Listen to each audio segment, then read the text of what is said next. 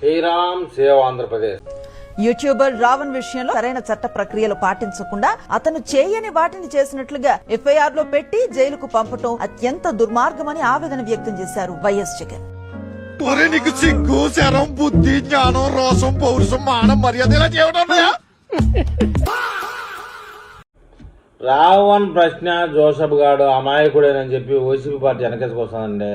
అయితే వాడిని పూర్తిగా జరగొట్టింది వైఎస్ఆర్సీపీ జగన్ పేటీఎం బ్యాచ్ అనడంలో ఏమన్నా అబద్ధం ఉందా అండి?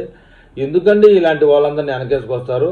వాడు మొదట తిట్టినప్పుడే వాడిని మందలిచ్చుంటే ఈ పార్టీ వాడికి లక్షలు ఇచ్చి సోషల్ మీడియాలో వాడి బూతులంతా చూపించి మతపరమైనటువంటి కులపరమైనటువంటి బేకారు కంటెంట్ని ఈ వైఎస్ఆర్సీపీ పార్టీ ప్రచారం చేసుకుందండి.